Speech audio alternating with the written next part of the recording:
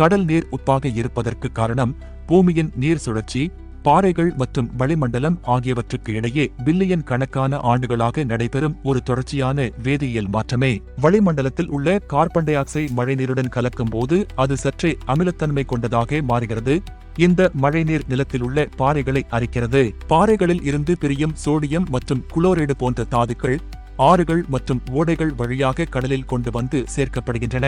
சூரிய வெப்பத்தால் கடல் நீர் ஆவியாகி மேகங்களாக மாறும்போது தூய நீர் மட்டுமே மேலே செல்கிறது. ஆனால் உப்புகள் ஆவியாகாமல் கடலிலேயே தங்கிவிடுகின்றன. பில்லியன் கணக்கான ஆண்டுகளாக இந்த ஆவியாதல் செயல்முறை தொடர்ந்து நடைபெறுவதால் கடலில் உப்பு அதிகரித்துக் கொண்டே இருக்கிறது. கடல் தரைப்பகுதியில் உள்ள நீர்வெப்ப துளைகள் மற்றும் எரிமலை வெடிப்புகள் மூலமாகவும் பூமியின் உட்புறத்தில் உள்ள தாதுக்கள் கடல் நீரில் கலக்கின்றன. கடல் நீரில் கரைந்துள்ள உப்புகளில் சுமார் 85% சோடியம் மற்றும் குளோரைடு ஆகும். இவை இணைந்து நாம் பயன்படுத்தும் சாதாரண உப்பாக மாறுகின்றன.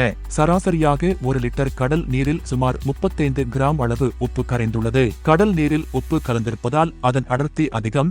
இதன் காரணமாக நன்னீரை விட கடல் நீரில் ஒரு மனிதனோ அல்லது பொருளோ மிக எளிதாக மிதக்க முடியும். சாதாரண நீர் 0 டிகிரி செல்சியஸ் வெப்பநிலையில் உறையும்.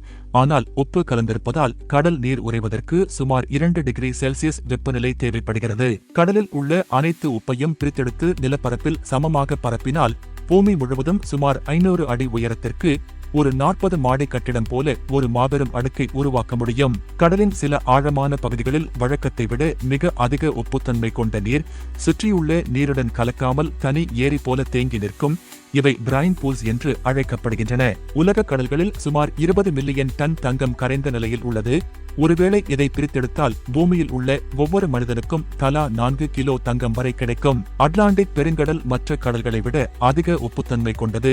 ஏனெனில் அங்கு ஆவியாதல் அதிகமாகவும் நன்னீர் வந்து சேருவது குறைவாகவும் உள்ளது.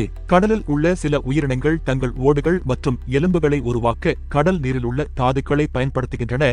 இது கடலில் உப்பின் அளவு மிக அதிகமாகாமல் ஒரு சமநிலையில் வைக்க உதவுகிறது. வீடியோ பிடித்திருந்தால் லைக் செய்து சப்ஸ்கிரைப் பட்டனை அழுத்தி பெல் ஐகானை அழுத்தவும். நன்றி.